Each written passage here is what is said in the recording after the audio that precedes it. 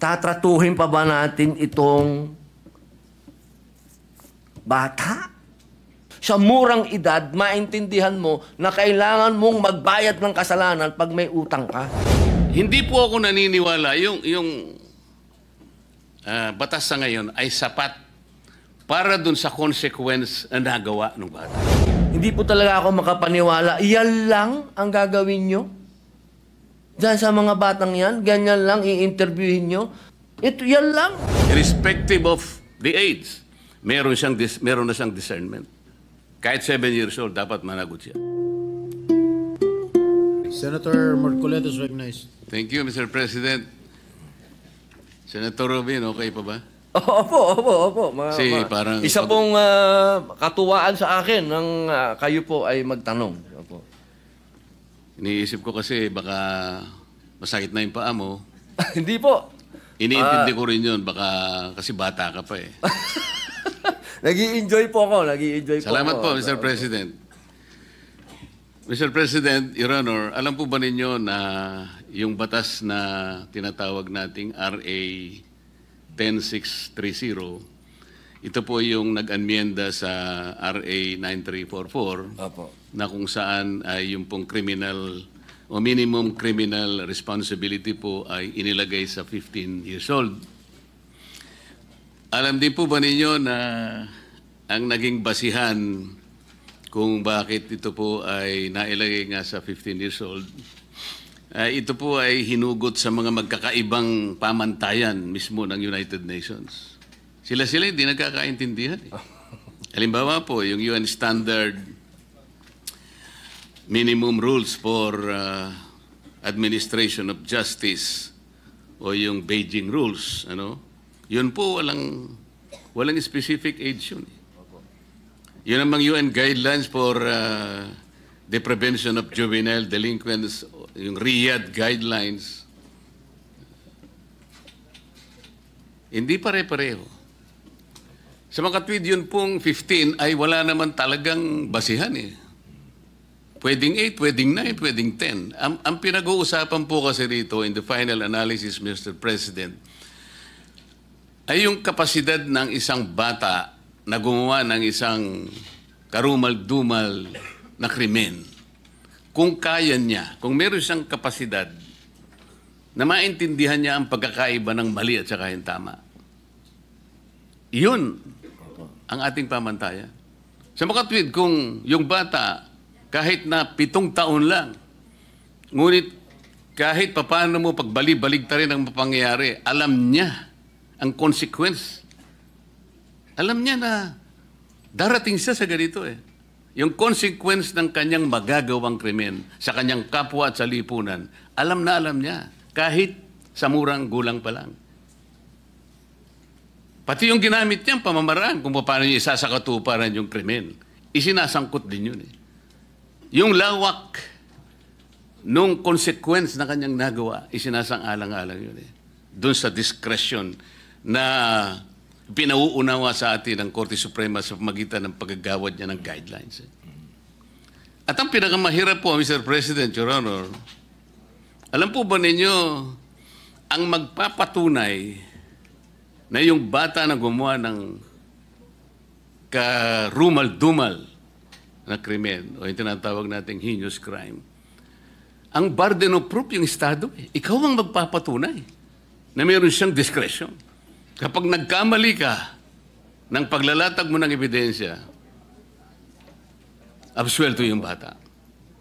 So nakapataw pa po, Mr. President, sa pananagutan ng Estado, kung ikaw ang prosecution, ikaw ang dapat sana patunayan ng bata, wala pa po akong discretion eh. Ang totoo niyan, hindi ko po kayang timbangin. Hindi ko po talaga alam na ganito po palang mangyayari. So, sasabihin ng korte ngayon, walang discretion ito. Ligtas na naman siya. Ngayon, tutulong po yung social worker. Doon, hindi natin alam kung anong pamantayan na gagamitin ng social worker. Hindi po natin sinasabi, Mr. President, Your Honor, na wala pong kakayanan ng social worker. Ngunit napakarami pong isasaalang-alang dun eh. Para talaga mapagtibay mo na walang kakayahan talaga yung batang yun. Na yung kanyang ginawa, wala pa siyang kamalayan eh. Pero hindi binding sa korte yun eh. In the final analysis, Mr. President, Your Honor, ang magpapasa yung korte. O sige, palagay mo. May diskresyon, sabi ng korte. Pero sinasabi ng batas ngayon, na yun po yung ninanais niyong susugan, tama naman po kayo ron eh.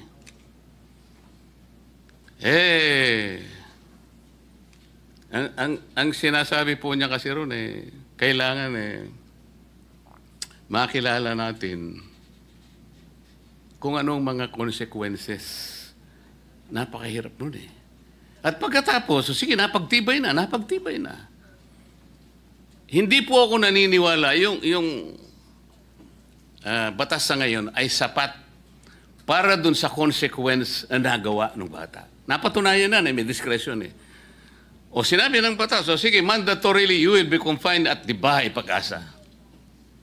Pati nandun eh. Pero yung pong bahay pag-asa, rehabilitative po yun eh. Hindi po yung punitive na kagaya po ng mga preso na binabanggit nyo kanina na kung saan naawa kayo sa mga batang gumawa no kaya pinaghiwalay po ninyo sila eh. Nandun po ba yung pasilidad na talagang yung bata na nakagawa ng kasalanan na yan? Kompleto po ba yung pasilidad? Nandun po ba yung mga psychologists? Nandun po ba yung mga guidance counselor? Nandun po ba yung mga disciplinarian? O yung mga iba't iba pang sektor ng lipunan na merong interes para ma-rehabilitate yung bata na yun? Talaga bang nandun lahat yun? Sapagkat kung wala, yung bata, hindi rin may tutuwid yun. Kagaya nga po na sinasabi kanina, Senator Tulfo, pabalik-balik yun eh. Recidivist na yun eh. Pero, baka 7 years old. Kamukha po nung example nyo kanina, 8 taon lang nakagawa na eh. 10 taon lang nakagawa. Ano pong ibig nating sabihin dito? Yung modern approach po kasi, Mr. President, Your Honor, hindi na po binibigyan ng taon eh.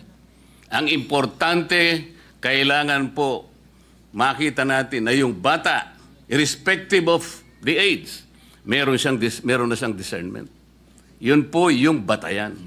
Kailangan lang mapagtibay natin na yung bata sa maraming elemento, mapapagtibay natin. Meron siyang discernment. Ginawa niya, alam niya yung consequence, pati paraan ng paggamit niya at pa yung kahihinatnan niya at ang epekto sa lipunan, alam niya.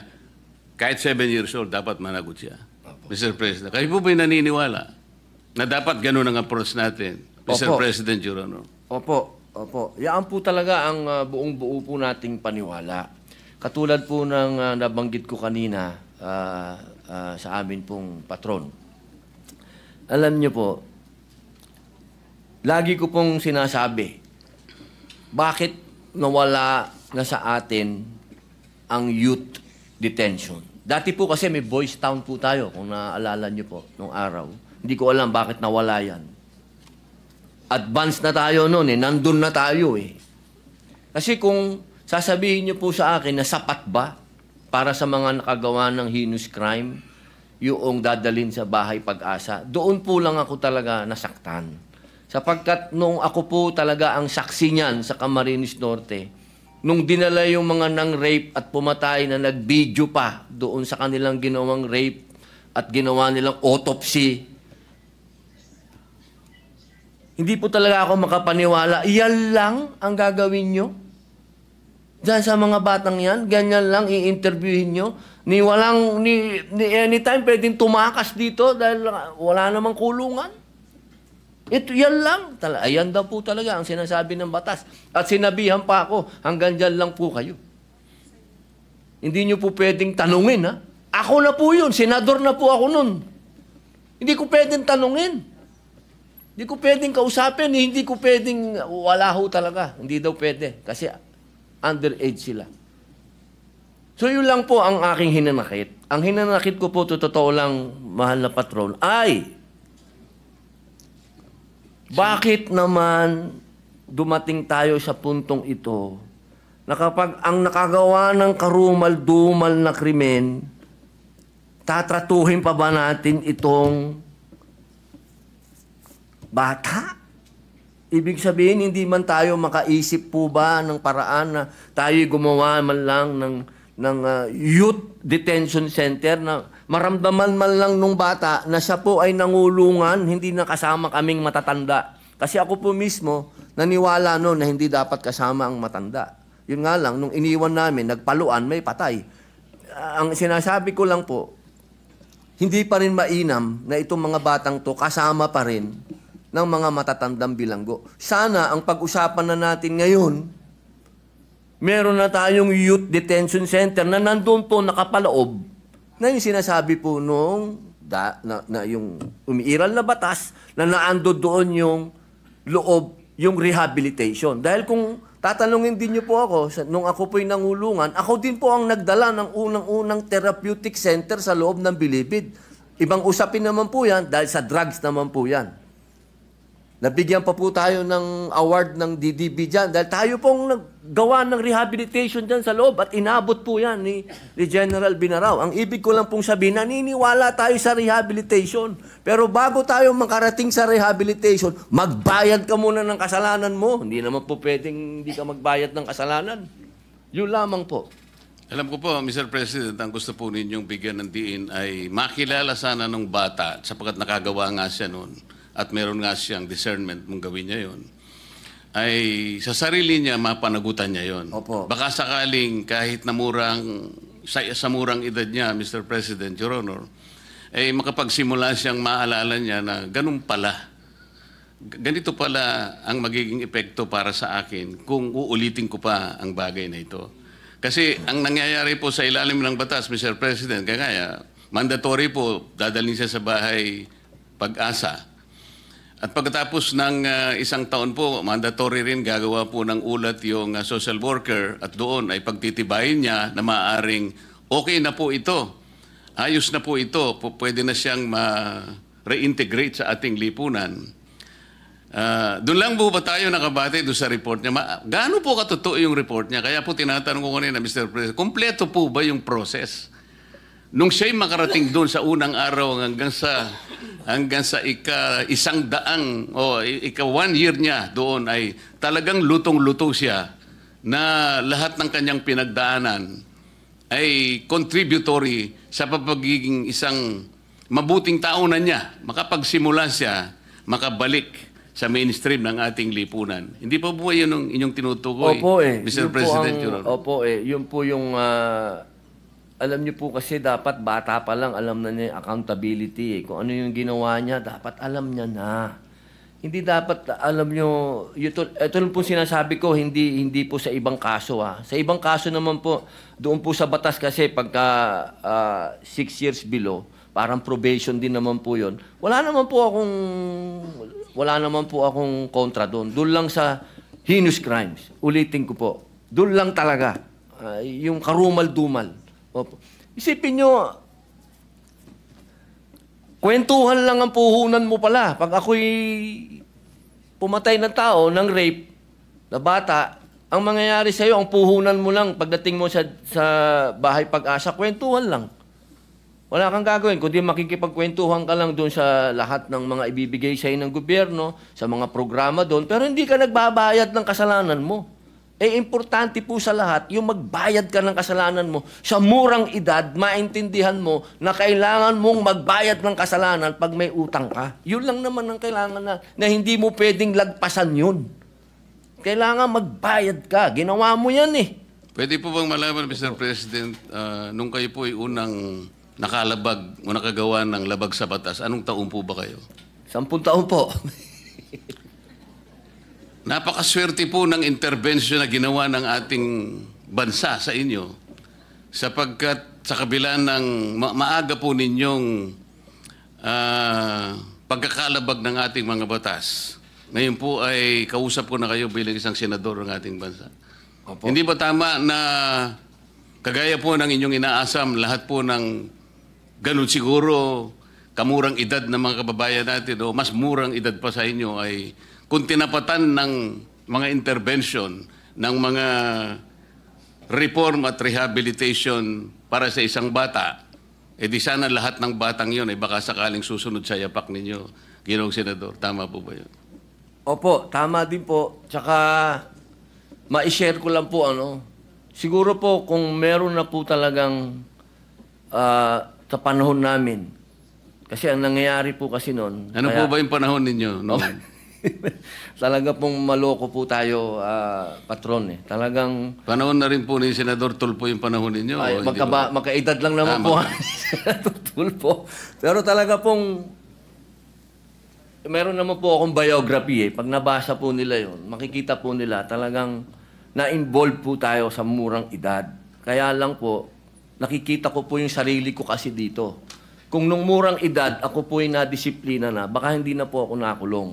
Ang nangyari lang po kasi, dahil nung araw, dahil ako po yung anak ng gobernador, siyempre po, pag nakagawa ka ng kasalanan, para ka na rin may batas na, anak ni gobernador yan, wag nyo nang pakialaman. Ganun po ang nangyayari.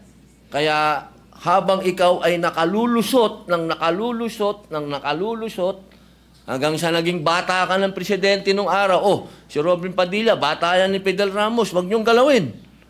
Hanggang naayang ka pa uli, dire-diretso ka pa, hanggang isang araw, tinamaan ka talaga ng, ayan na ang sintensya mo. Babayaran mo na yung kasalanan mo. Doon lamang po ako nagkaroon ng pagkakaintindi. Kasi galing ka sa pinakamataas, ikaw ang superstar, tapos ginawa kang lowest mammal, bilanggo ka, kung tawagin ka ng gwardya, ka rito. Marirealize mo, boss. Marirealize mo, patron, na teka, kailangan kong magbago. Kasi pag hindi ako nagbago, ayokong tumagal dito sa kulungan. Yun lang naman po kasi yung tamang paraan ng rehabilitasyon. Kasi kung babalikan ko po nung araw na nakalulusot ako, boss, maniwala po kayo sa akin, hanggang nakalulusot yan, patindi ng patindi. So, Mr. President, para hindi siya talaga makalusot, naiintindihan ko po ang mga anmiyenda na gusto po ninyong mangyari. Palakasin po natin yung sa discernment. Opo. Na kinakailangang malinaw na yung batang gagawa ng paglabag, lalong-lalo na yung mga karumal-dumal na mga krimen, ay magkaroon man lang po ng talagang listahan na kapag ito ang lahat ng mga bagay na ito ay present habang ginagawa mo o nagawa mo ang paglabag na ito, siguradong merong kang discernment. Opo. At hindi ka makaliligtas sa batas kahit ang gulang mo pa ay 8, Opo. maaaring 9 o 10. So, inconsequential po rito, Mr. President, kung gaano ka kamurang edad. Opo. Ang importanteng lilitaw ay meron kang discernment, lalong-lalo na napasangkapan ka sa mga sindikato. Ibig sabihin, nakauunawa ka eh. Nalaman mo na pwede ka makipagsabuatan. At dito makikita rin, ano bang katungkulan ng magulang? Doon po papasok ang discretion. Maraming salamat po, Mr. President. Maraming salamat po. Thank you, Senator Marcoleta. Majority Leader. Yes, Mr. President, next to interpolate is Senator Win Gatchalian. Move that he be recognized.